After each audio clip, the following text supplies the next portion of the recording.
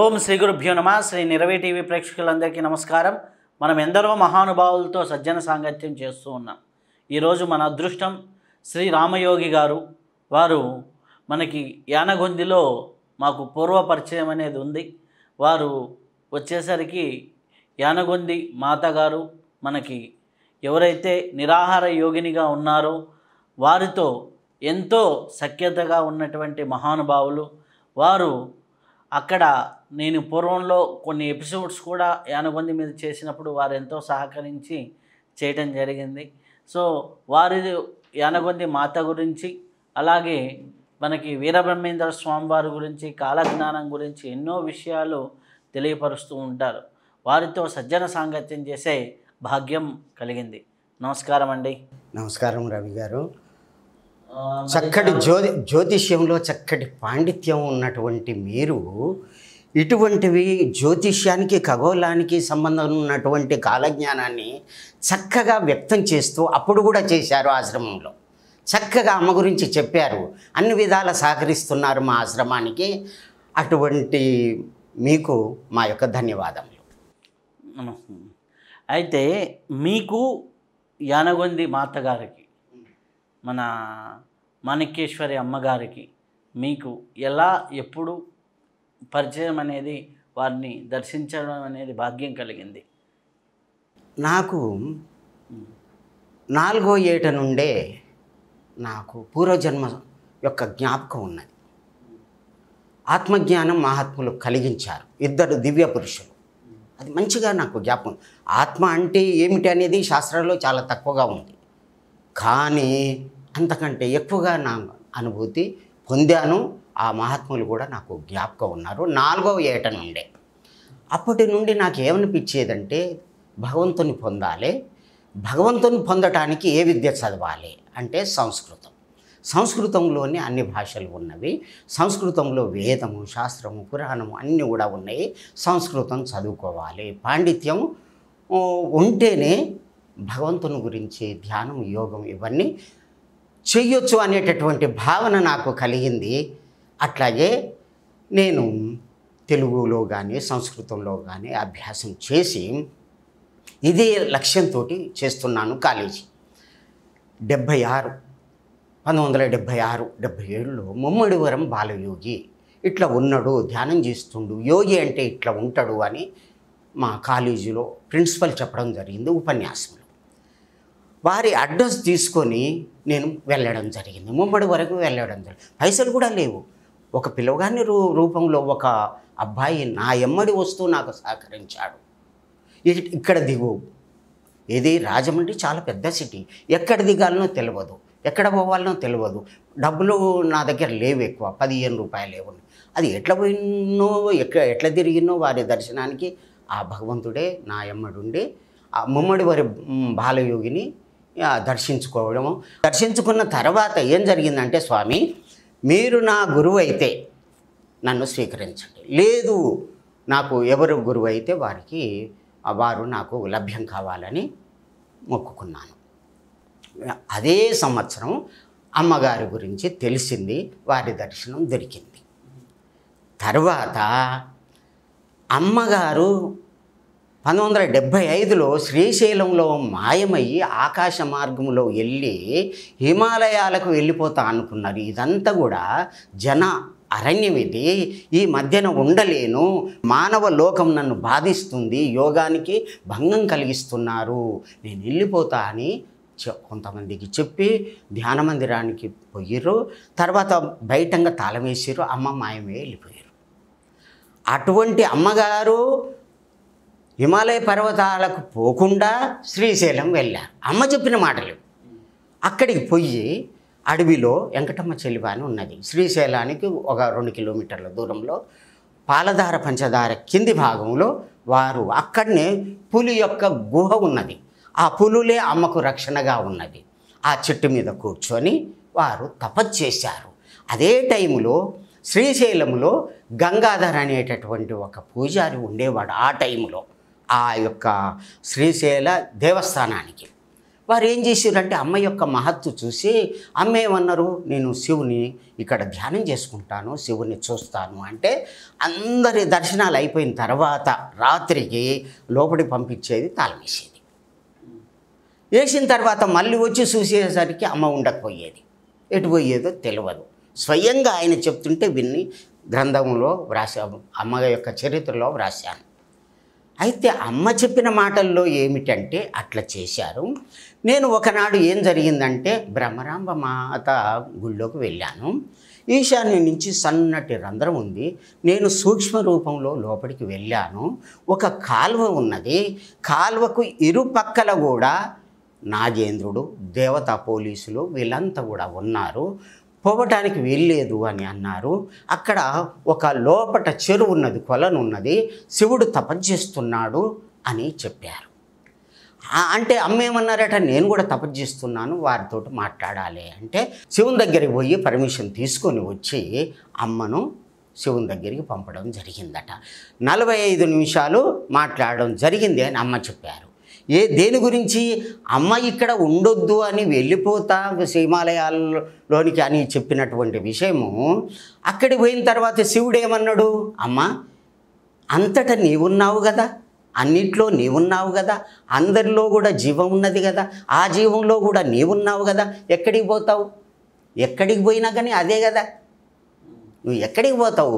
ఇక్కడనే ఉండి ఉద్ధరణ చెయ్యి, భక్తుల్ని ఉద్ధరణ చెయ్యండి, తల్లి ప్రేమను చూపెట్టు, తల్లిలాగా జ్ఞానము, యోగము ఇవన్నీ బోధించు అని చెప్పి ఆశీర్వదించిన తర్వాత అమ్మగారు మళ్ళీ బయట దర్శనమిచ్చి కరీంనగర్కు రావడం జరిగింది 78లో. 77లో ఈ విధంగా జరిగింది. 75 నుంచి 73 సంవత్సరాలు. ఇది కాలజ్ఞానంలో రాసింది. ఇదే 3 సంవత్సరాలు. నల పింగళ నాతో ఇష్టం చేసి ఉండెను గనక అంగీరసే గురి అని చెప్పి ఇట్లా చేశారు. నల పింగళ నామ సంవత్సరంలోనే అక్కడ ఉన్నారు. ఆ నుంచి వెళ్ళి కరీంనగర్కు రావడం, అక్కడ ఒక్క నెలలోనే ఆశ్రమం కట్టడం, 78లో ఆషాఢ మాసంలో కట్టడం, అక్కడికి అమ్మ రావడం, అదే టైంలో నేను పోవడం, అమ్మ గురించి తెలుసుకొని అక్కడికి పోవడము. అమ్మ కాలజ్ఞానం, ప్రతి అమ్మ వచ్చిందంటే కాలజ్ఞానం కాలజ్ఞానం ఇదే చెప్పేది. బ్రహ్మంగారు ఇట్లా రాసిండు, ఇట్లా రాసిండు, ఇట్లా రాసిండు, ఇదే చెప్పేది. ప్రతి మాటకి ఇదే అన్నమాట. నాయన పొట్టు పోయి గట్టి నిలుస్తుంది, వచ్చే కాలం చాలా భయంకరంగా ఉంటుంది, భక్తులంతా కూడా ఒత్తులై మిలగాలి, ఇదే మాట చెప్పేదన్నమాట అమ్మ. ఆ విధంగా చెప్పేదన్నమాట. ఇక నేను దర్శనానికి పోయాను. పోయిన తర్వాత అమ్మ దర్శనానికి వచ్చారు. అందరూ నిశ్శబ్దంగా ఉన్నారు. అనుకోకుండా నా నోటి గుండా ఒక మాట వచ్చింది. అమ్మా అని పెద్దగా అరిశాను. అమ్మా నాకు యోగ సిద్ధి పొందాలని ఉన్నదమ్మా అని అన్నాను. అమ్మ నన్ను బాగా దృష్టి పెట్టి చూశారు, లేచి వెళ్ళిపోయారు.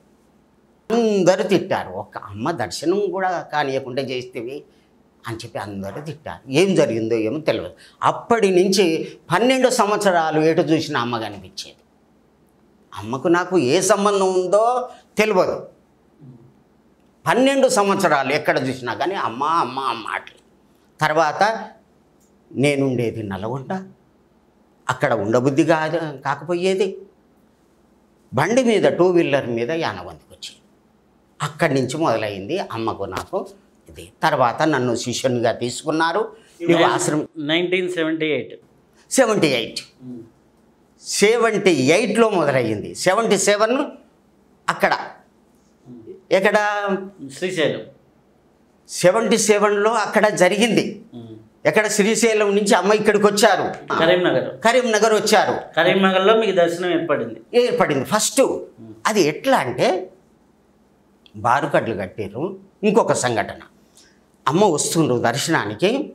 వస్తూ ఉంటే అప్పుడు సెంట్రల్లో ఉన్నటువంటి అంజయ్య మినిస్టర్ వస్తుండు. ఆయన దర్శనానికని అమ్మ వస్తున్నారు. నన్ను ఎవరూ కూడా వద్దు అని అనడం లేదు. అమ్మ దగ్గరికి పోతున్నా, ముట్టుకొని కాళ్ళు ముట్టుకొని నమస్కారం చెయ్యాలనే భావన కలిగింది. కలిగి నేను ఇట్లా చేతులు పెట్టాను. అమ్మలో నుంచి ఇంకో అమ్మ వచ్చి నా చేతులు బట్టి లేపిర్రు. నా శరీరం అంతా కూడా మారిపోయింది. ఇది స్వయంగా జరిగింది. ఇక అప్పటి నుంచి నాలో యోగము ధ్యానము అనేటటువంటివి బాగా విపరీతంగా వైరాగ్యం మొదలయ్యింది. తరువాత అమ్మ శ్రీశైలములో ఆశ్రమం నిర్మాణం కొరకు అంజయ్య గారు అక్కడికి పోవడం, సెంటర్లో ఉండే టంగుటూరి అంజయ్య గారు అక్కడ పోవడం, ఆ భూమి అదంతా కూడా ఇక్కడ చూసుకోమని చెప్పడం, ఆశ్రమం కట్టడము. ఆ ఆశ్రమం కట్టిన తర్వాత అమ్మ స్వయంగా యజ్ఞం చేశారు. యజ్ఞం చేసిన తర్వాత అది ఉన్నది చిన్న అది ఘృతము ప్రసాదము పెట్టడానికి యజ్ఞం చేసిన తర్వాత దాంట్లో చిన్నది తీసుకొని ఉద్దరిని తీసుకొని అందరికీ పెడుతున్నారు. నేను కూడా లైన్లో నిలబడ్డాను. అమ్మకు నాకు అంతకుముందు ఎటువంటి సంబంధం లేదు. అమ్మ చూశారు, నేను చూస్తున్నాను అంతే. అందరికీ పెడుతున్నారు, నేను లైన్లో పోయాను, నాకు కూడా పెట్టారు. అది 10 మంది కంటే ఎక్కువ కాదు, చిన్న ఇది అన్నమాట. అటువంటిది 1000 మందికి పెట్టారు. తీసుకున్నాను. మళ్ళీ అతన్ని రమ్మను అని చెప్పి వేరే అతను తోలి నన్ను పిలిపించారు అమ్మ. మళ్ళీ రెండోసారి పెట్టారు. పెట్టిన తర్వాత ఎంతైతే పెట్టిర్రో ఆ ఘృతము, ఆ ప్రసాదము, ఎడమకాలు యొక్క ఏంటిది మాంసం ముద్ద కింద పడ్డది. రక్తం లేదు, నొప్పి లేదు, ఏది లేదు. ఎంత ముద్ద ఎడమకాలు యొక్క కింది భాగం నుంచి కింద పడ్డది నాది. అప్పుడు నన్ను బాగా చూసి ఒక పెద్ద మాట అన్నారు. అది నాకు జ్ఞాపకం ఉంది. అదే జరుగుతుంది. ఏమన్నారు? అమ్మ గురించి ప్రపంచం అంతా కూడా ప్రచారం చేస్తాం. అమ్మ యొక్క లక్ష్యం ఏదో ఇతను నెరవేరుస్తాడు అని అన్నారు. అమ్మ లక్ష్యం ఏదున్నదో, ఈ భూమి మీదకి రావడానికి లక్ష్యం ఏదుందో ఈ బాబు నెరవేరుస్తాడు అని చెప్పారు. ఈ మాటే అన్నారు. తరువాత 80లో ఏం జరిగింది అంటే గుడారాలు వేసి యోగ శిక్షణ చేపిస్తున్నారు. 1980లో అమ్మనే అందరిని పిలుస్తున్నారు. కాలజ్ఞానం తెప్పించారు. అందరినీ చదవమని చెప్తున్నారు. దాంట్లో అమ్మ ధ్యానములో ఏమొచ్చిందో ఆ పేజీ తీయమన్నారు. 5వ అధ్యాయంలో వీరధర్మజ ఉద్భవ అనే సన్నివేశం ఉంది. అది చదివి అందరికి ఈ పుస్తకం ఇవ్వండి, అది ఒక్క పేరా చదివించు అంటే ఎవ్వరు చదవలేదు, అర్థం చెప్పలేదు. నేను సంస్కృతం తెలుగు కూడా పాండిత్యం ఉన్నది కాబట్టి నాకు ఇవ్వగానే టకటక చదివేశాను, అర్థం చెప్పేశాను. ఆనాటి నుండే కాలజ్ఞానం నన్ను వదిలిపెట్టలేదు, నేను అమ్మని వదిలిపెట్టలేదు. అప్పటి నుంచి రాములు ఈ కాలజ్ఞానాన్ని నువ్వు చదివి లోకానికి ప్రచారం చెయ్యి, నా దీవెన అని చెప్పి 5 మామిడి కాయలు ఇచ్చారు. అవి ఎంత పుల్లగా ఉన్నాయంటే అంత పుల్లగా తినేసేయి అన్నారు. అట్లే తినేసాను. అది ఇచ్చినప్పుడు ఒక 1/4 కిలో అంత బరువు ఉన్నాయి. మళ్ళీ తీసుకున్న తర్వాత ఒక్కొక్కటి 10 కిలోల బరువు అయింది. అది ఆశీర్వాదం అని ఇచ్చారు. ఆ విధంగా నా యొక్క జీవితం మొదలయ్యింది. కాలజ్ఞానంతో నా యొక్క అనుబంధం ఏర్పడింది. అయితే కాలజ్ఞానంలో మన మాతాజీ గురించి ఉంది అంటారు. ఎక్కడ ఉంది, ఎలా ఉంది? వీరబ్రహ్మేంద్ర స్వామి ఎటువంటి వారంటే వారు దీంట్లోనే రాసుకున్నారు. విశ్వబ్రాహ్మణ కులం అని అంత ప్రచారం చేస్తున్నారు. అది నిజమే. కానీ నేను ఏ తల్లికి పుట్టలేదు, అయ్యో నిజ సంభవుణ్ణి అని చెప్పి వ్రాశారు. నేను ఎవరికి పుట్టలేదు అని చెప్పి నేను దత్తాత్రేయ అంశ అని చెప్పి ఒక పేరాలో రాయడం జరిగిందన్నమాట. అటువంటి ఇది ఆయన ఉత్తర భారతదేశంలో ఉండి నందికొండకు వచ్చి అక్కడ దత్తపుత్రునిగా ఉండి ఆ నుంచి వెళ్ళి బనగాని పెళ్ళికి వచ్చి గరిమిరెడ్డి అచ్చమ్మ గారి యొక్క పశువుల యొక్క కాపరిగా ఉండి వారు పాలు త్రాగుతూ ఈ కాలజ్ఞానం రాయడం జరిగింది. ఎట్లా? తపస్సులో కూర్చునేది గుహలో. రామబ్రహ్మ నిర్గుణాకారం వీరబ్రహ్మార్క తేజసం నాదబ్రహ్మ ఇతి ప్రోక్తం నానా దేశాని లక్షణం. వారు నాదబ్రహ్మమే, రామబ్రహ్మ నాదబ్రహ్మ. అక్కడ 2 శబ్దాలు వాడిండు. ఇతి ప్రోక్తం వారు చెప్తూ ఉంటే, తపస్సులు చెప్తూ ఉంటే ఎట్లా చెప్తుంటే అట్లా రాసుకపోవడం జరిగింది. అదే కాలజ్ఞానము అని బ్రహ్మంగారు వ్యక్తం చేయడం. తపస్సులో వినిపించినటువంటి మాటలే కాలజ్ఞానం. అక్కడ రవ్వలకొండలో ఉండి, బనగాని పెళ్లిలో రవ్వలకొండ అక్కడ ఉండి పశువుల గాస్తూ ఆయన యొక్క మహిమ చేత ఆ పశువులన్నీ కూడా ఒక దగ్గరికి చేరి పొట్టలు నింపుకోవడం, తినకనే వాటి యొక్క పొట్టలు నిండడం, మహిమ చేత ఎన్నో జరిగినాయి. నేను వారి యొక్క అంటే అప్పుడు రాసినటువంటి గ్రంథాలు రాసినటువంటి తాటి చెట్టును కూడా అంటే ముక్కలు ఉంటే వీడియో చేశాం. ఆ గృహలోకి దిగేసి లోపలికి ఆ రవలకొండ గృహ అంతా వీడియో చేశాం. అలాగే వాళ్ళ వంశీకులు అక్కడ ఉంటారు కదా, ఆయన స్వామీజీ, వాళ్ళు గృహలో ఉన్న తాటి చెట్టు అవశేషాలను ఇంకా అక్కడ పెడితే వాటిని కూడా వీడియో చేయటం జరిగింది. సో అలా వారు కాలజ్ఞానం రాయటం, దర్శించి రాయటం అనేది బాగానే ఉంది. సో ఈ దర్శనం అనేది కాలజ్ఞాన దర్శనం చేయటం వల్ల ఇప్పటి వరకు కాలజ్ఞానం ప్రకారం మనకి కాలజ్ఞానంలో చెప్పినవి ఇప్పటి వరకు జరిగినవి ఏమిటి?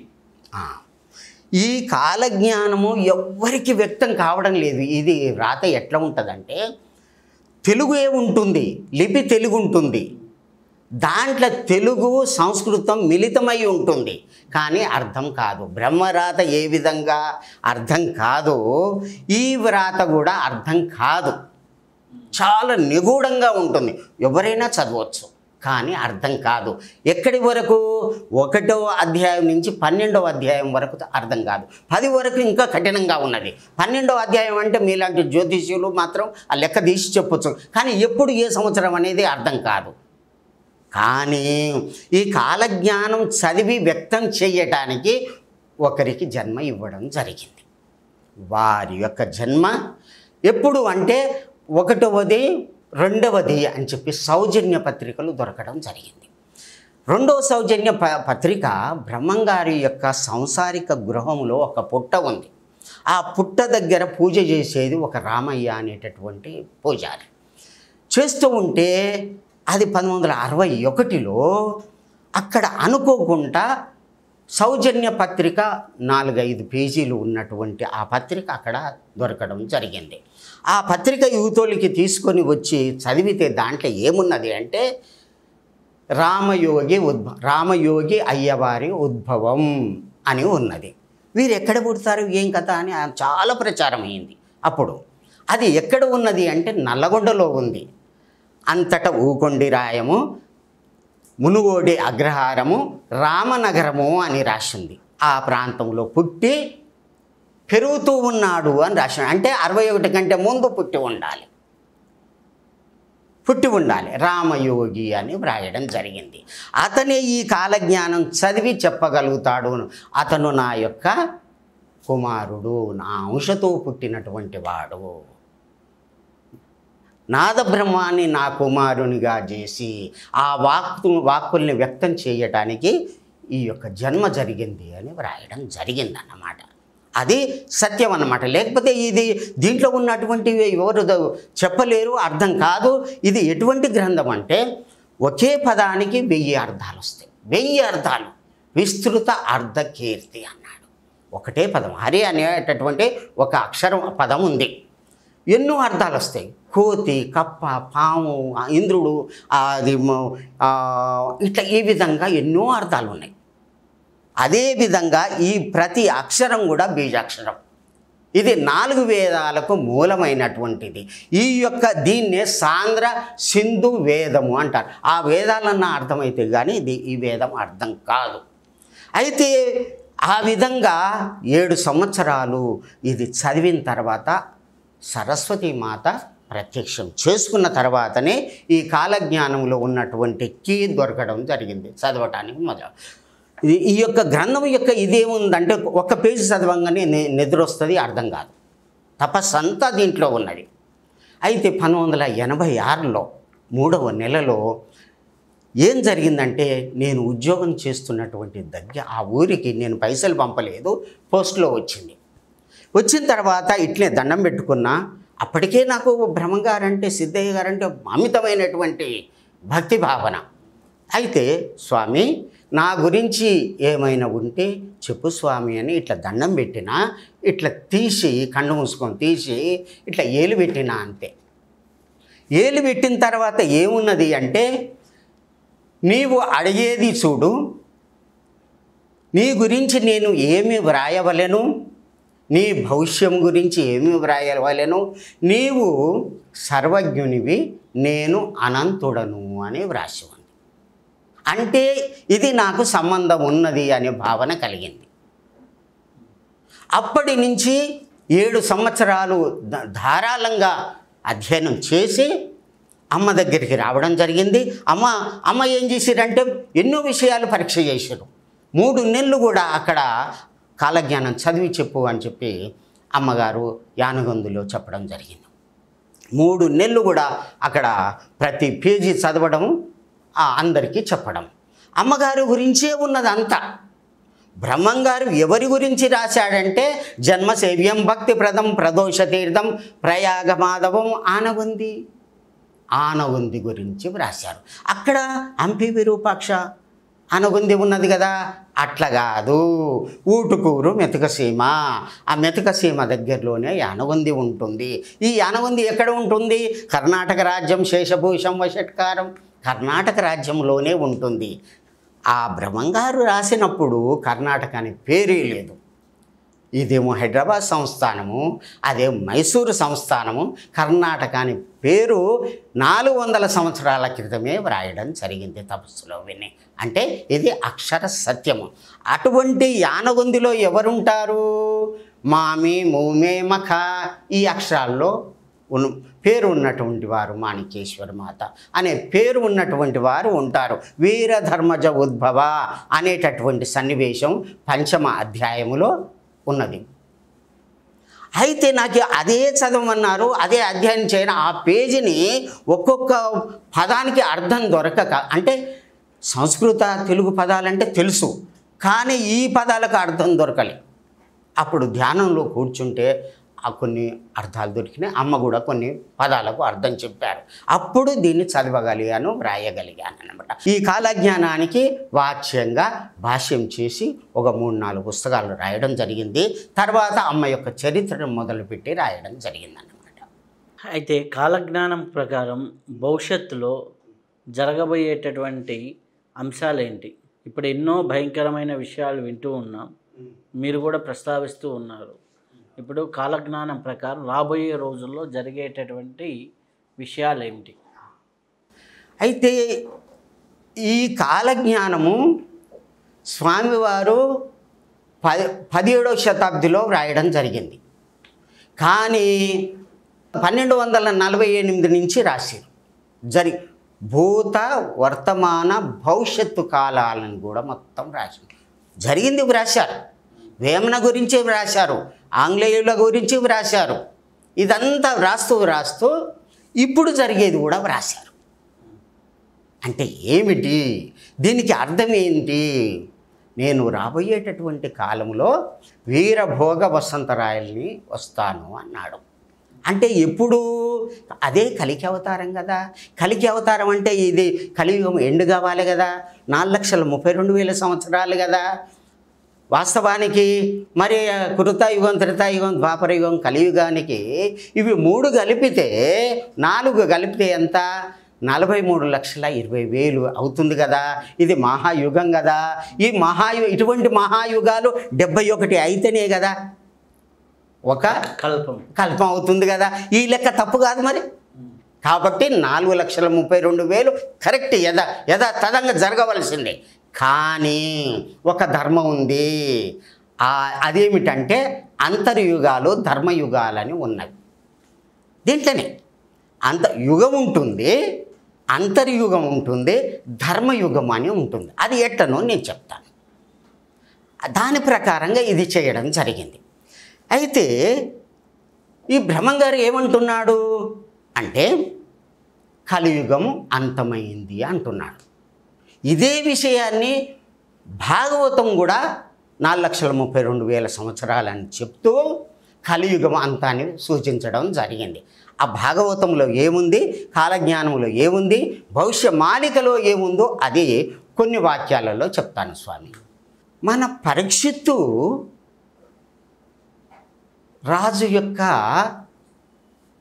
అక్కడి నుంచి మొదలయ్యింది పాలన, పాండవుల యొక్క పాలన.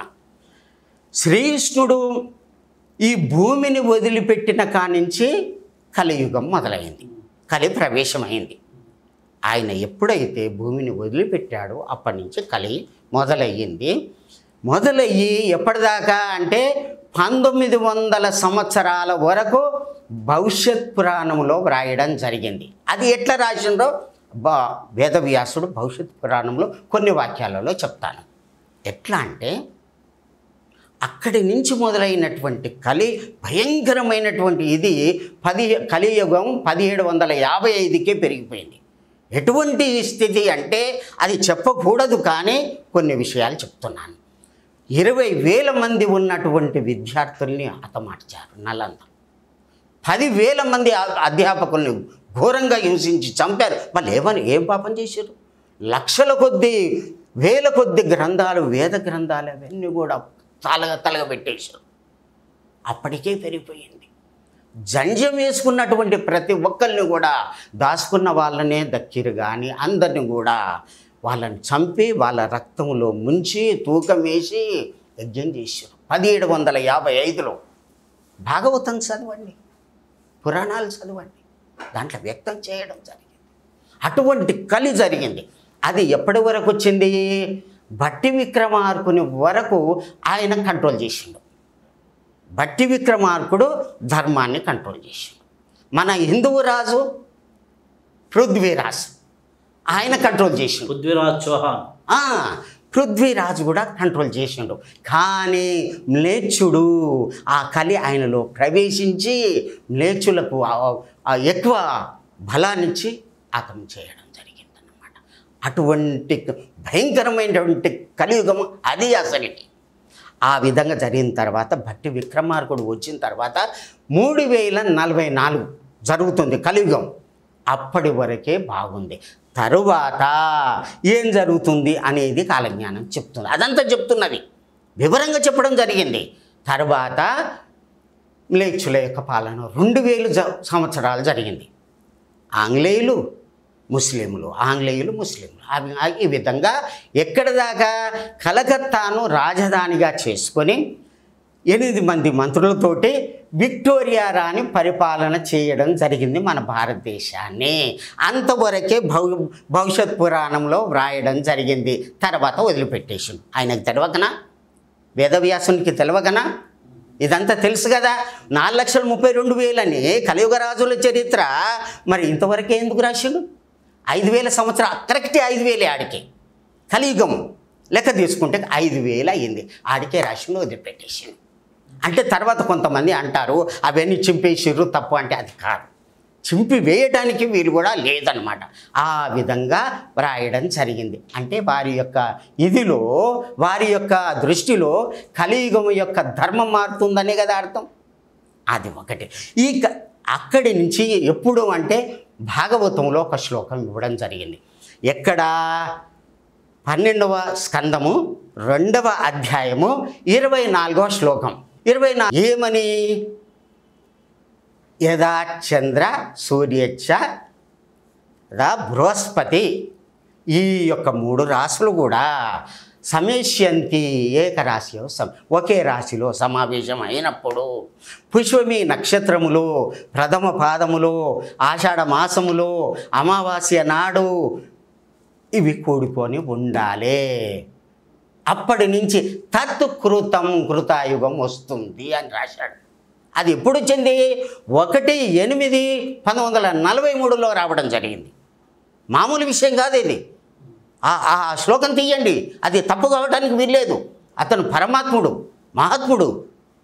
అటువంటి ఆ శ్లోకం తప్పు కావడానికి వీల్లేదు. కాబట్టి కలియుగం అంతకు అయిపోయింది అని చెప్పడానికి ఒకటి ఆధారం దొరికింది. ఇక పోతే కలియుగానికి అంతంలో నేను పుడతా అన్నాడు కదా. ఎవరు? పరమాత్ముడు పుడతా అన్నాడు కదా. అంతంలో పుట్టి నష్టం చేసి ధర్మం నిలబెడతా అన్నాడు. కాబట్టి దానికి ముందే ఒక అవతారం వచ్చింది. వారు ఎవరు అంటే ఒక చిన్న విషయం ఉదాహరణ చెప్తాను. ఖరనామ సంవత్సరము 1891 నాడు భూదేవి, దేవేంద్రుడు, మునులు అందరూ కూడా వైకుంఠానికి పోవడం జరిగింది అని దీంట్లో రాసి ఉన్నది. నేను చూపెడతాను, మీకు కావాలంటే ఆధారాలు చూపెడతా. పోవడం జరిగింది, అది గోవింద వాక్యంలో చక్కగా చెప్పడం జరిగింది. వాక్యం అదే కదా, అందరికీ తెలుస్తుంది. అది అక్కడికి పోవడం జరిగింది.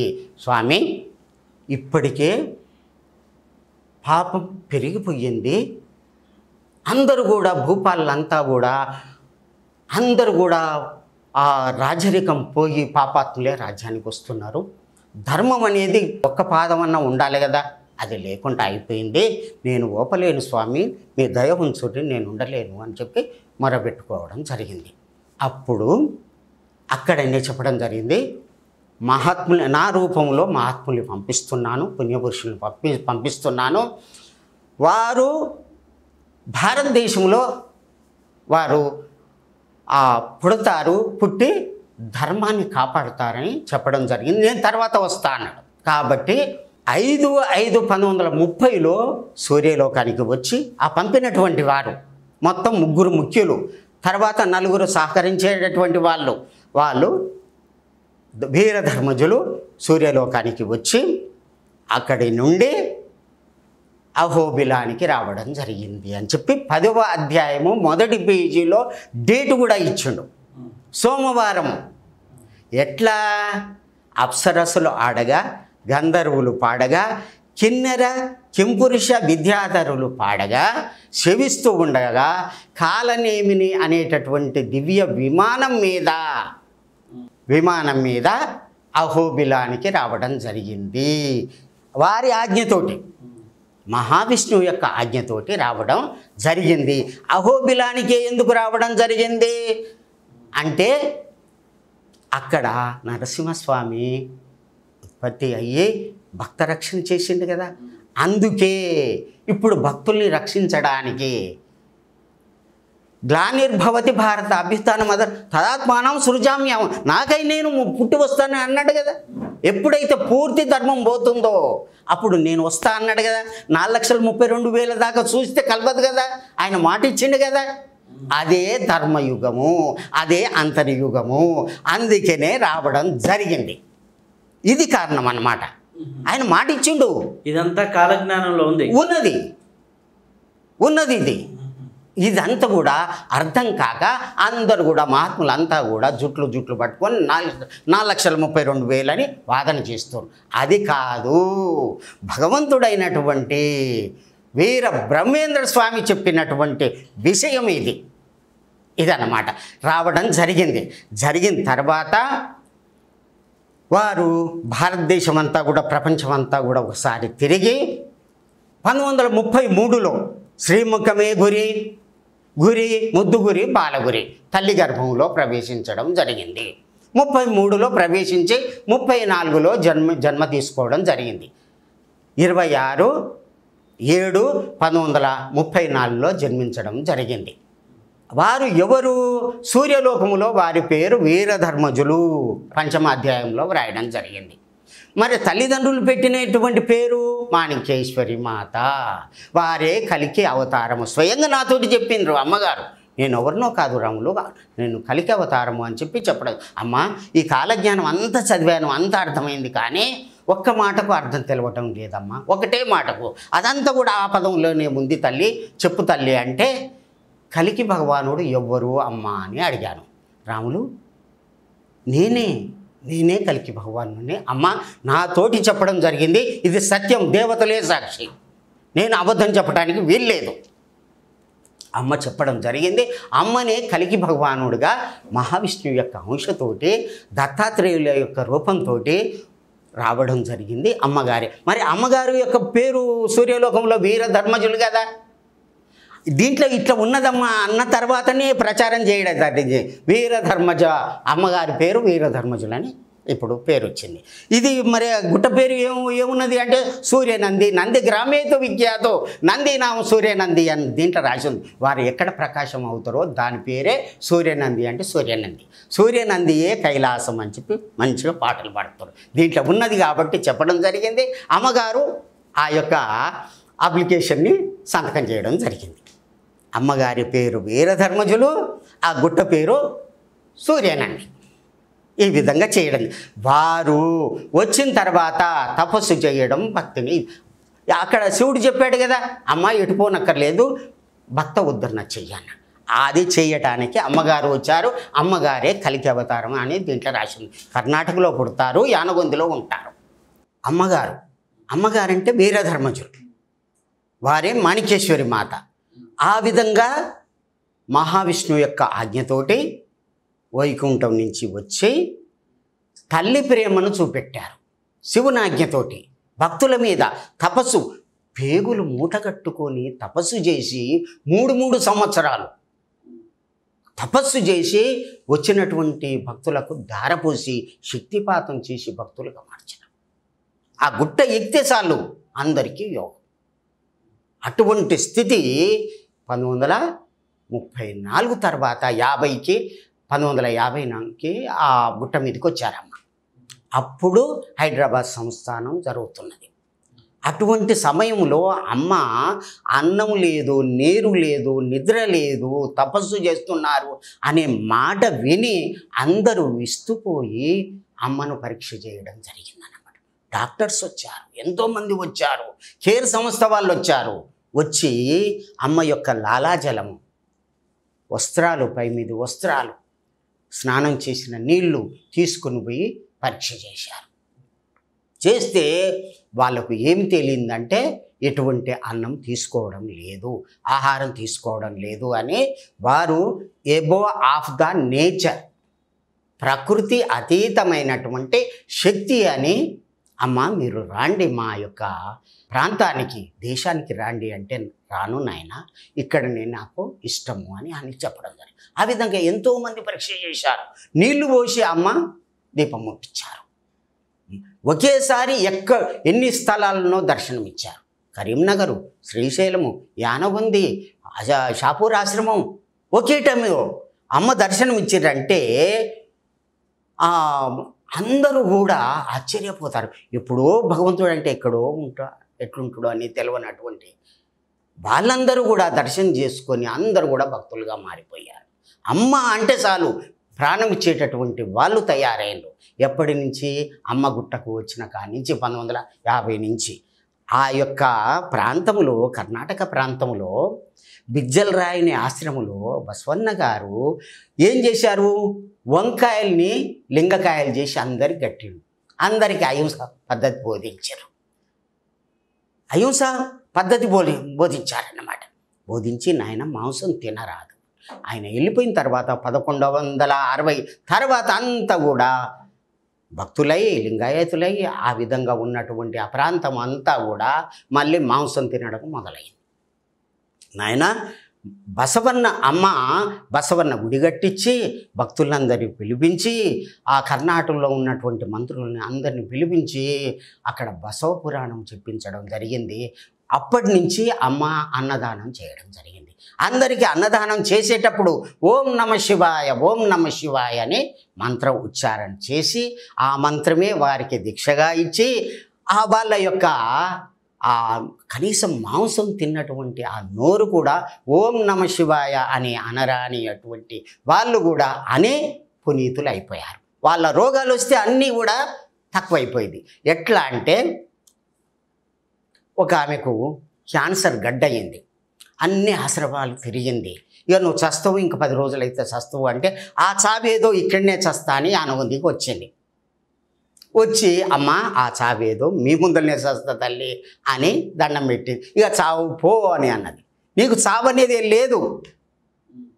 ఆమెది నారాయణపేట. తర్వాత 25 ఏండ్లు బతికింది. ఎట్లా అంటే ఒకనాడు పోయి అమ్మ కలలో పాము తీసుకొని పోయి మీదేసిందట కలలో. అప్పుడు భయపడేసరికి గడ్డ పలిగి పురుగులు నెత్తురు సీము అంత కారి అదంతా పోయింది. క్యాన్సర్ గడ్డే పలిగిపోయింది. ఆమె 25 ఏళ్ళు బతకడం జరిగింది. అటువంటి వాళ్ళు వందలు వచ్చారు. బాణమతి చేస్తే వాళ్ళు కూడా వచ్చి అమ్మను ప్రార్థన చేస్తే ఆ హనుమంతుని చుట్టూ తిప్పించి తక్కువ చేయించింది. అమ్మ స్నానం చేసిన తర్వాత బిందె నింపుకుంటే గుట్ట మీద ఉండేది. అది గుట్ట మీద ఉండేది. అమ్మ శివలింగం స్థాపన చేసేటప్పుడు అప్పసాహ్ మహారాజు చెల్లెలు కొడుకు అప్పసాహ్ మహారాజు మాణిక్య ప్రభువు యొక్క పీఠాన్ని నడపడానికి నారాయణపేట వచ్చినప్పుడు వాళ్ళు ఆ యానగుందికి రావడం జరిగింది. అమ్మ రాకముందు 6 నెలల ముందు, ఓ రామరెడ్డి, ఇక్కడ మహాశక్తివంతమైనటువంటి ఓ పరమాత్ముడు వస్తున్నాడు రామరెడ్డి, వారిని జాగ్రత్తగా చూసుకోవాలని చెప్పడం జరిగింది. ఎవరు? అప్పసాహ్ మహారాజు, మాణిక్య ప్రభువు యొక్క చెల్లెలు కొడుకు ఆయన.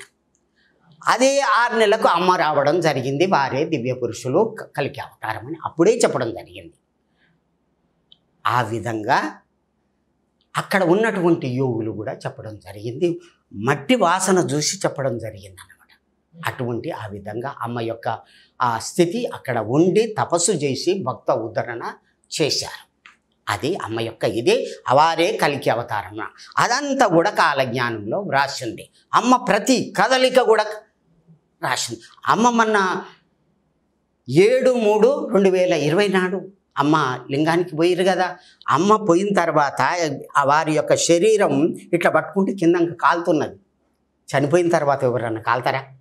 అంటే అమ్మ వదిలిపెట్టలే, శరీరాన్ని వదిలిపెట్టలే. లింగంలో కూర్చోపెట్టిన తర్వాత ఇట్లా చూస్తున్నారు. అంతకుముందు కళ్ళు మూసుకున్నారు, ఇట్లా చూసిర్రు, కొంతమంది చూసిర్రు. అంటే అమ్మ చనిపోలే, ఉన్నారు. లింగంలో ఉండి అమ్మ తపస్సు చేస్తున్నారు. భక్తుల కొరకే వచ్చిర్రు. ఎప్పటిదాకా ఉంటా నేను అంటే ఆనంద నందనూరు మధ్య శ్రీమద్ కైవల్య మందిరం, పిశంగిల పిలపిల వీరధర్మాత్మ కేశవం, ఇది రాశాడు. ఇప్పుడు వచ్చేది ఆనందనామ సంవత్సరం కదా, 34 అంతవరదాకా అని లెక్క ఇచ్చాను అనమాట. ఇక పోతే కాలజ్ఞాన విషయాలు చెప్పుకున్నాం. కాలజ్ఞానంలో ఇంకా ఎటువంటి విషయాలు ఉన్నాయి? అయితే అమ్మగారు వచ్చింది కలికి భగవానుడని నిర్ధారణ అయ్యింది కదా. ఆ లెక్క ప్రకారం భాగవతంలో ఉన్నటువంటి శ్లోక ప్రకారం ఇప్పుడు కూడా 12/8/2026 కూడా అదే సేమ్ గ్రహస్థితి వస్తుంది. సూర్యుడు, చంద్రుడు, బృహస్పతి పుష్యమి నక్షత్రములో కర్కాటక రాశిలో ప్రథమ పాదములో ఆషాఢ మాసములో సమావేశం కావడం జరుగుతుంది. సేమ్ అదే. వేదవ్యాసుడు ఏమని చెప్పిండు? ఆ గ్రహస్థితి వచ్చినప్పుడు కలియుగం పోతుంది, కృతయుగం వస్తుంది, కృతయుగము అన్నాడు. అప్పుడు చెప్పిండు కదా. మరి ఇప్పుడు చెప్తుండు కదా. ఇదేంది? ఇది మధ్యన సంధికాలం, మార్పు జరుగుతుంది. మార్పు జరిగేటటువంటి కాలం ఇది. అప్పుడు చెప్పాడు, ఇప్పుడు చెప్పాడు. అయితే దీనికంటే ముందే భగవంతుడు ఆయన వస్తా అన్నాడు కదా. ఎవరు? మహావిష్ణువు. నేను వస్తాను తర్వాత అని చెప్పిండు కదా. మళ్ళీ ఇప్పుడు ఉత్తరప్రదేశ్లో పుట్టడం జరిగింది. పుట్టిండు ఎట్లా అంటే 12వ స్కందము 2వ అధ్యాయము 18వ శ్లోకం ఇది. ఏమిటి అంటే శంబల గ్రామంలో ముఖ్యస్య బ్రాహ్మణస్య, అటువంటి బ్రాహ్మణుని యొక్క ఇంటిలో విష్ణు యశ సహా అనేటటువంటి అతని పేరున్నటువంటి అతని ఇంటిలో ప్రాదుర్భవతి, పుడతాడు. ఎవరు? కలికి. మరి శంబల ఎక్కడ ఉంది? అది రహస్యమైనటువంటి గ్రామం కదా. శంబలాని ఈ గ్రామాలు ఉన్నంత మాత్రాన కాదు. రాములంటే అందరూ రాముడు కాదు. ఆ రాముడికి యొక్క పేర్లు అందరు పెట్టుకుంటే రాముడు అవుతాడా? పేర్లు ఉన్నంత మాత్రాన అవుతాయా? కావు. నా పుట్టుక నాకే తెలియను, నా గురించి ఎవ్వరు తెలుసుకోలేరని దీంట్లో రాసింది. నేను ఎక్కడ పుట్టాలనో అక్కడనే పుట్టి నేను ధర్మరక్షణ చేస్తాను అని భవిష్యత్ పురాణంలో ఉంది, దీంట్లో ఉంది. కాబట్టి ఇప్పుడు 12/8/2026కు అదే శ్లోకం వస్తుంది కాబట్టి మళ్ళీ తప్పనిసరి జరుగుతుంది. ఇప్పుడు మాలిక ప్రకారంగా ఎన్నో వింతలు జరుగుతున్నాయి. అవన్నీ కూడా మాలిక చెప్పుకునేటప్పుడు చెప్పుకుందాము. అదంతా కూడా ఈ కాలజ్ఞాన విషయాలు ఇప్పుడు చెప్పుకుందాం. అయితే ముఖ్యంగా ఏం జరుగుతుంది అంటే 1900 సంవత్సరం వరకు 5000 అవుతుంది. పంచసహస్రానిపై తెలిసేనిమా అని కాలజ్ఞానం చెప్తుంది. ఈ కాలజ్ఞానం ఎప్పుడు వర్తిస్తుంది? 5000 సంవత్సరాలు కలియుగం తర్వాతనే ఇది వర్తిస్తుంది. వారు వ్రాసింది ఎప్పుడు? 17వ శతాబ్దిలో వ్రాశారు. వారు పుట్టింది ఎప్పుడు? 1608లో పుట్టారు. తర్వాత 17వ శతాబ్దిలో వారు వ్రాశారు. ఆ వ్రాసింది ఎప్పుడు? వాళ్ళు ఎవరు? అన్నాజయ్య, సిద్ధయ్య, బ్రహ్మంగారు విస్తృతంగా ప్రచారం చేశారు ఈ కాలజ్ఞానం. అప్పుడే చేశారు. ఏమందు నేనింకా చాముండి ముందర ఆనందమనే చిందాడితిరా హరి గోవింద గోవింద బ్రహ్మం శివ గోవింద గోవింద బ్రహ్మం. యానగుందిలో ఉన్న అప్పుడు నేను వస్తాను, తానే నేను, నేనే తాను, నేనే ఆ రూపంలో వస్తాను, అక్కడ ఉంటాను. అప్పుడు అంతా కూడా ఆనందం ఆనందం. అక్షరం ప్రోక్తం, నాశనం లేనటువంటి దివ్యమైనటువంటి విద్య బోధిస్తారు. పంచాక్షరం ప్రోక్తం, పంచాక్షరం బోధిస్తారు. వషట్కారం, యజ్ఞాలు చేస్తారు, యాగాలు చేస్తారు. వారు 21 ఏట గదిని నిర్మించుకుంటారు. ఆ గదిలోనికి పోతారు. 70 రోజులు దాంట్లో ఉంటారు. ఆ గది పటపట ధ్వనులతో పలిగి 54లో అందరూ చూస్తూ ఉండగా అమ్మ బయటికి రావడం జరిగింది. పెట్టినటువంటి పువ్వులు, దీపాలు, పండ్లు 70 రోజులు అట్లాగే ఉన్నాయి. అమ్మ త్రిశూలం పట్టుకొని బయటకు వచ్చారు. అప్పటి నుంచి అమ్మ పరమాత్ముడని అందరూ ఒప్పుకున్నారు. అమ్మ యొక్క లీల అప్పటి నుంచి జరుగుతుందని 5వ అధ్యాయము వీరధర్మజ చరిత్ర అనేటటువంటి ఆ భాగంలో రాయడం జరిగింది. ఇంకేం కావాలి? నిదర్శనం ఏం కావాలి? వారే కలికి భగవానుడు. ఇది నిరూపణ అన్నమాట. అయితే వారు ఎట్లా తల్లి ప్రేమ చూపెట్టి మొత్తం కూడా లోకాన్ని మార్చడానికి వచ్చారు. ఎంత కోట్ల మందికి చెప్పారు వారి యొక్క ధర్మాన్ని. అహింస పరమో ధర్మ. నాయన మాంసం తినొద్దు నాయన. మాంసహ అత్తి, మాంసం నన్ను సహా అది అత్తి తింటుంది. నువ్వు ఏది తింటే నిన్ను అది తింటుంది. అంటే దానికి పుణ్యం వస్తుంది, నీకు పాపం వస్తుంది రా నాయన, తినకు. అదే మాంసం తినే బదులు ఒక పాలని తోడేస్తే పెరుగు అవుతుంది, దాంట్లో అమృతం వెళ్తుంది, నెయ్యి వెళ్తుంది. కానీ మాంసం తెచ్చి తోడయ్యి కౌసు వాసన వస్తుంది. అది అదేం పాపం.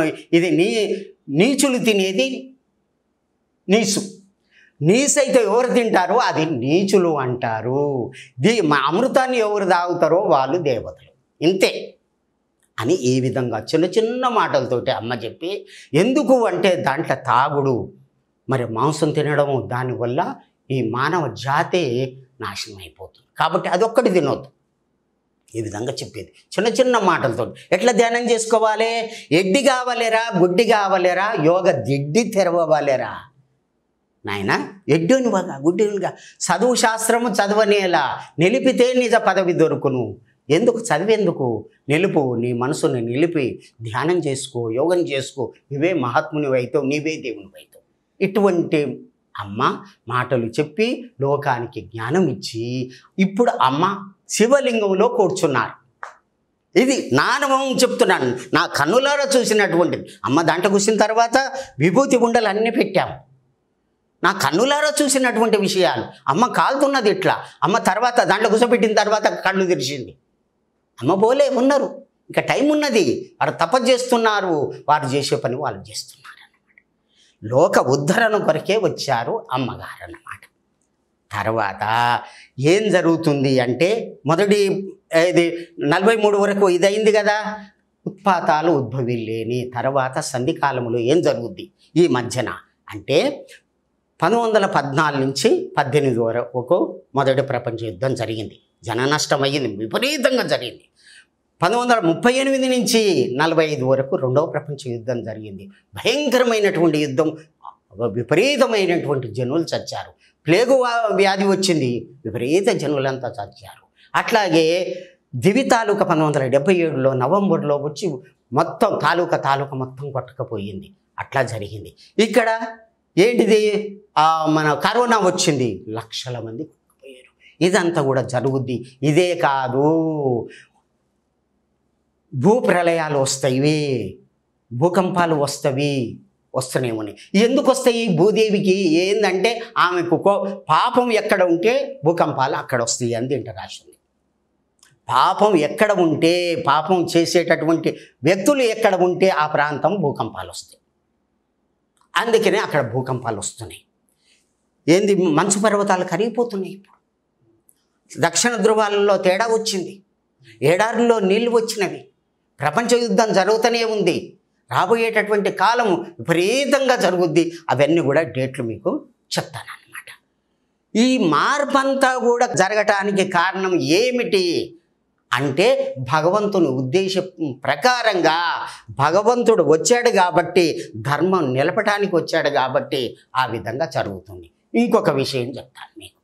శ్రీకృష్ణుడు గాంధారి దగ్గరికి పోతాడు. ఏం కృష్ణ నాయనా, నువ్వు నిజంగా ధర్మంగా యుద్ధం చేసినవా? ధర్మపక్షపాతివేనా అధర్మపక్షపాతివా అని అడిగితే కృష్ణుడు ఎందుకు అంటాడు, అన్యాయంగా మమ్మల్ని మా యొక్క కొడుకులు అందరినీ చంపేస్తే ఇది ధర్మం కాదు అంటే, అప్పుడు శ్రీకృష్ణుడు జవాబిస్తాడు, ఒక చిన్న పిల్లవాడిని అభిమన్యుణ్ణి అందరూ కలిసి పొడిచి చంపితే అది యుద్ధ ధర్మమా?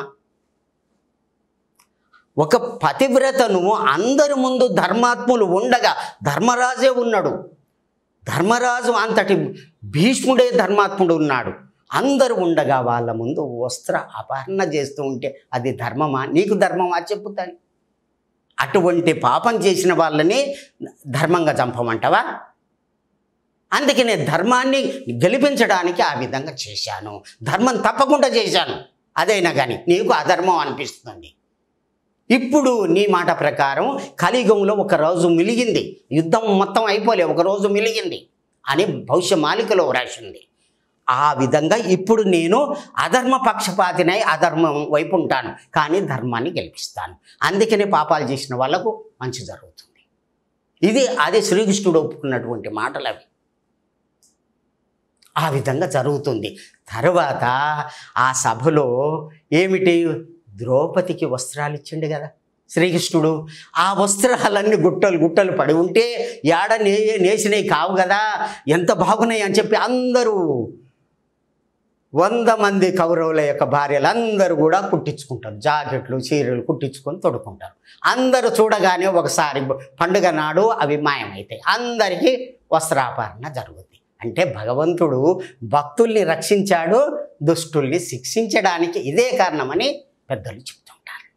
కాబట్టి ఎంత చేసినా సరే భగవంతుడు ధర్మపక్షపాతి. ఆ విధంగా చేయడం జరుగుతుంది కాబట్టి ధర్మం గెలుస్తుంది. ఇప్పుడైనా కానీ ధర్మం గెలుస్తుంది అనడానికి ఇదే కారణము. మరి ఇప్పుడు అదే శ్లోకము సూర్యుడు చంద్రుడు బృహస్పతి ఏకరాశిలో ఇది అయినప్పుడు మరి దీని ముందు ఏం జరగబోతుంది అని మీరు అడిగారు. కాబట్టి కాలజ్ఞానములో 11వ అధ్యాయములో 12వ అధ్యాయములో గురుచారము శనిచారము అని ఇచ్చాడు. గురు సంచారం శని సంచారం, గురు సంచారం సంచారము శని సంచారం అని ఇచ్చాడు. చెప్పుకుంటూ వచ్చి ఈ విధంగా జరుగుతుందని తన యొక్క వాక్యాలలో చెప్పడం జరిగింది. 11వ అధ్యాయములో ఏమిటి అంటే, మీనరాశిలో శని అంటే 29/3/2025 ఈ సంవత్సరమే ప్రవేశించినప్పుడు ఏం జరుగుతుంది అంటే, అది 29/3/2025లో ప్రవేశించి తర్వాత 2/6/2027 వరకు ఉంటుంది. ఈ టైంలో ఏం జరుగుద్దని చెప్తుందంటే బ్రహ్మంగారు, మ్లేచ్ఛనాశనం, మ్లేచ్ఛులంతా కూడా నాశనం అవుతారు. మ్లేచ్ఛులంటే ఎవరు? గోమాంసం తినేవారు, ధర్మం అంటే తెలియని వాళ్ళు, నానా భక్షక మ్లేచ్ఛ అని వేదవ్యాసుడు చెప్తాడు. మ్లేచ్ఛులు అంటే ఎవరు? నానా భక్షక, ఏది పడితే అదే తినేటటువంటి వాళ్ళు. ఇది తినకూడదు, ఇది తినాలి అనేటటువంటి ధర్మం లేదు. గోవంటే మనం పూజ చేస్తున్నాము, దాన్ని కూడా చంపేయడం. ఎప్పుడైతే గోహత్య ఎక్కడ జరుగుతుందో అక్కడ భూకంపం వస్తుంది అని చెప్పి ఇక్కడ చెప్పడం జరిగింది. ఎక్కడనైతే, అందుకనే హైదరాబాద్లో రావటానికి ఆస్కారం, ఇక్కడనే గోహత్య జరుగుతుంది. భయంకరంగా జరిగేది కొద్దిగా తగ్గిస్తున్నాడు భగవంతుడు. కృష్ణ గోదావరి ఈ మధ్యలో నేను కాపాడుతాను అన్నాడు. కృష్ణ గోదావరి మధ్యలో నేను కాపాడుతాను అన్నాడు. శ్రీశైలం వారణాసి అంతు మేమయం, వారణాసి వరకు కూడా బాదామి ఏకమే రాజ్యం, వారణాసి అంతు మయం, నేను కాపాడుతాను. శ్రీరంగం గౌతమం చేయవ, అక్కడికి కూడా రామేశ్వరం వరకు కూడా నేను కాపాడుతాను. తర్వాత ఏం జరిగినా కానీ ఇది కాదు. ఇది కారణం ఏమిటి అంటే శ్రీలంకలో పాము తలకాయ ఉన్నది, దాని యొక్క తోక రామేశ్వరంలో ఉన్నది. విభీషణ్ అంతటి పుణ్యపురుషులు ఉన్నారు కాబట్టి ఆ పుణ్యపురుషుల్ని రక్షిస్తాను, పాపాత్ముల్ని తీసేస్తాను. ఉప్పెన వస్తుంది, మొత్తం పోతారు. మొత్తం అంటే పాపాత్ములు పోతారు. పామ అనే పాపాత్ములు అంతా కూడా పోతారు అని చెప్పడం జరిగింది. కాబట్టి మ్లేచ్ఛనాశనం జరుగుతుంది. ఈ సంవత్సరము 2.5 సంవత్సరాలు శని మీనరాశిలో ఉంటాడు. ఈ సంవత్సరంలో ఈ విధంగా జరుగుతుంది. తర్వాత మేషరాశికి 3/6/2027లో వస్తున్నాడు శని. అక్కడి నుండి 7/8/2029 వరకు ఉంటాడు. 2.5 సంవత్సరాలు మేషరాశిలో. ఇప్పుడు ఏం జరుగుతుంది?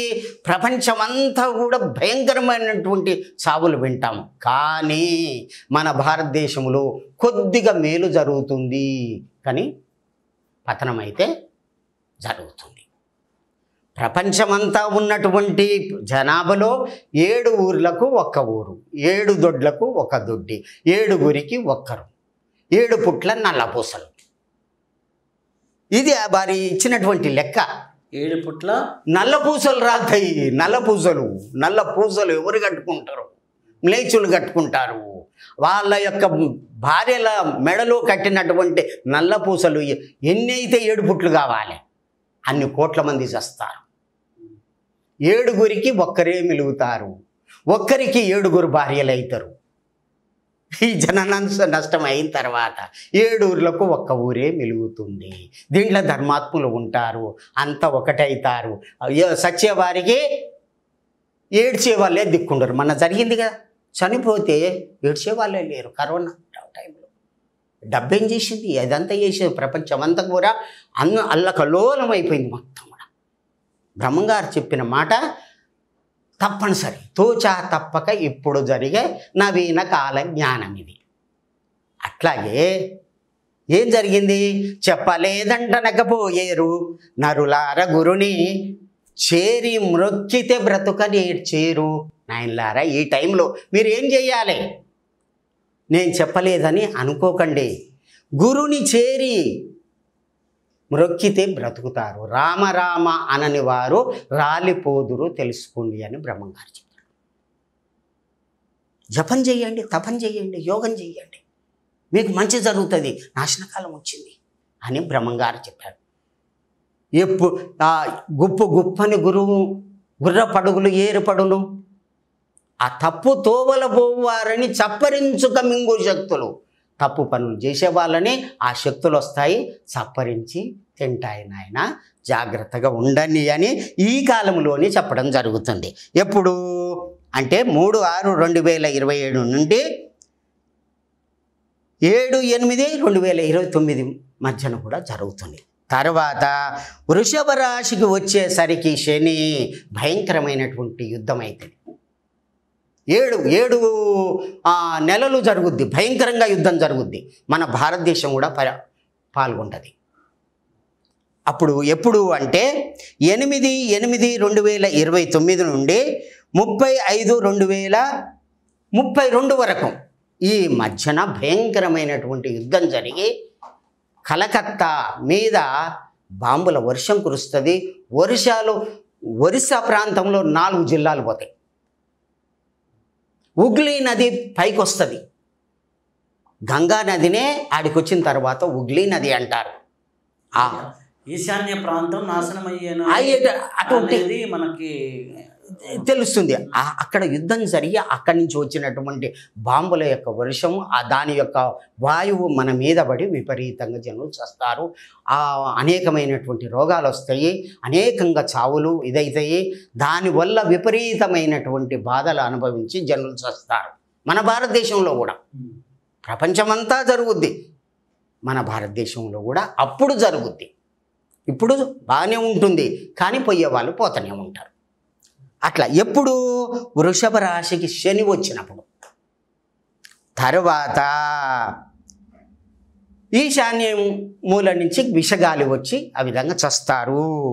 తర్వాత మిథున రాశికి శని ప్రవేశం అయితే, మిథున రాశికి లాస్ట్గా అది ఎప్పుడు అంటే 31/5/2032 నుండి 11/7/2034 వరకు ఉంటుంది మిథున రాశికి. అప్పుడు ఏం జరుగుతుంది? భూభారం మొత్తం నాశనం. వీళ్ళంతా కూడా ఎప్పుడు పోతారు? ఈ విధంగా చేస్తున్నారు, ఆ విధంగా చేస్తున్నారు, అమ్మాయిల మీద ఏ విధంగా చేస్తున్నారు, రాక్షస కృత్యాలు చేస్తున్నారు, పాపాలు చేస్తున్నారు, గోవులను హత్య చేస్తున్నారు, ఈ మాటలు ఉండవు. అప్పుడు భూభారం మొత్తం నాశనం. అప్పుడు భూదేవి ఆనందంగా ఉంటుంది అని చెప్తున్నాడు. ఇది ఏకాదశ అధ్యాయములో లాస్ట్ పేరాలో సంస్కృతంలో ఉన్నటువంటి శ్లోకాలలో చెప్పడం జరిగింది. వారు చెప్పింది మనం చెప్పడం కాదు, వాటిని డేట్లు తీశాను అంతే. వారు చెప్పిన దాన్ని డేట్లు తీసి వాచ్యంగా చెప్తున్నాను. భూభారం మొత్తం నాశనం అవుతుంది.